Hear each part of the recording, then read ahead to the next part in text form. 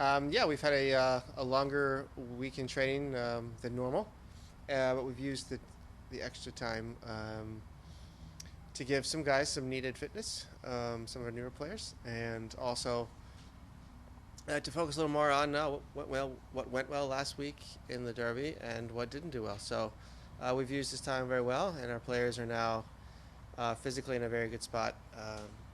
For a physically demanding game in Nashville, a team who is uh, difficult to break down and very good on the counter and set pieces. So we're aware of their strengths, and we have worked on solutions against that.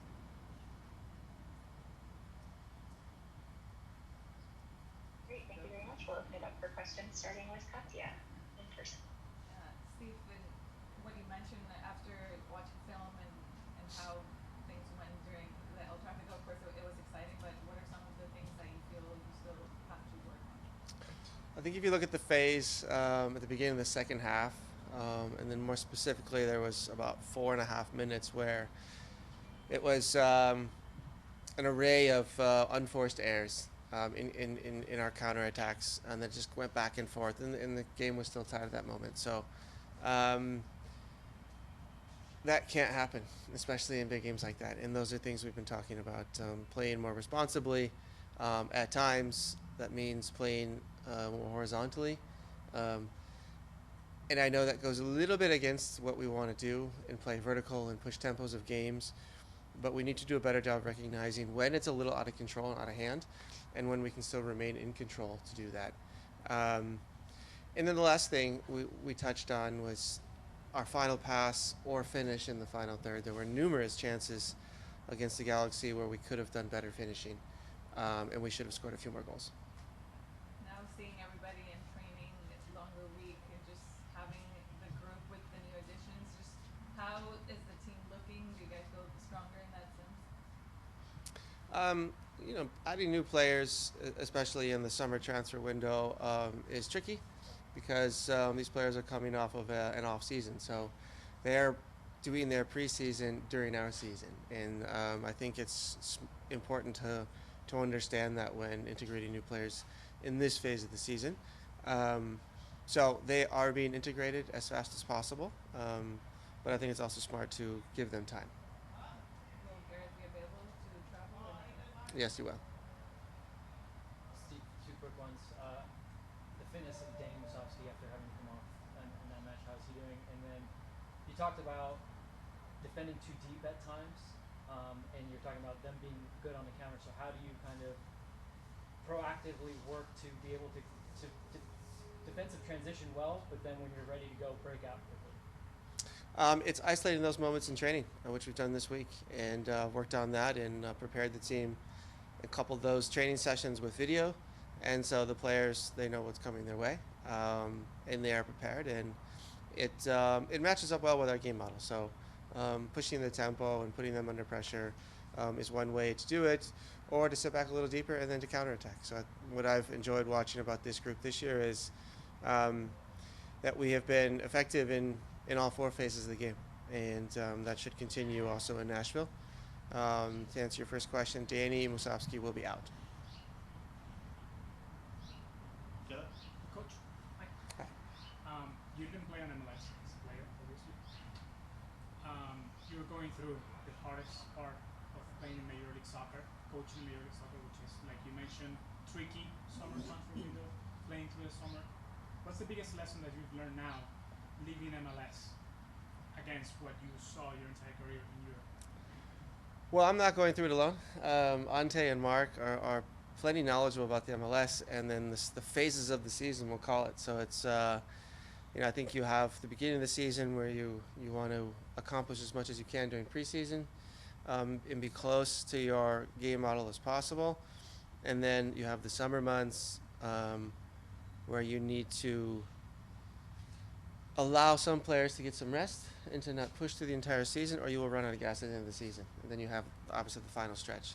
So it's managing players and their minutes throughout the entire season to be physically in a very good position at the end of the season.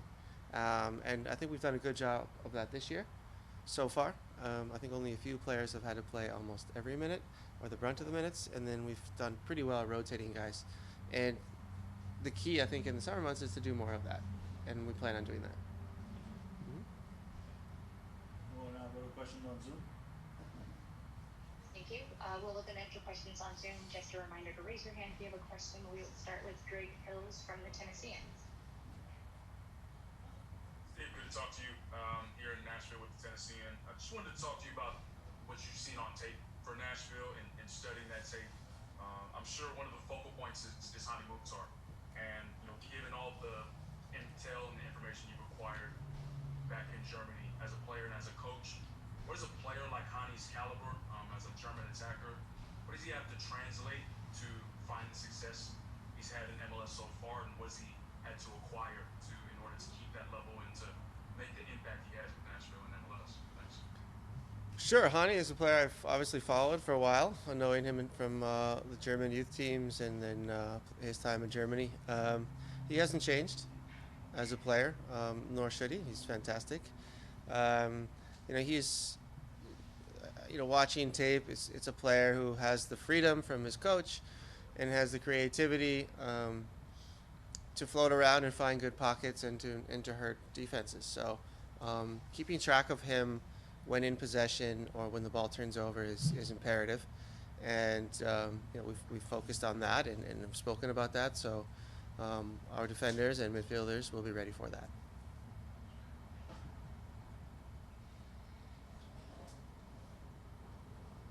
Okay, Dave, go ahead. Hey, you talked a lot about some of the things that Cheeky has done, improving and all that this season.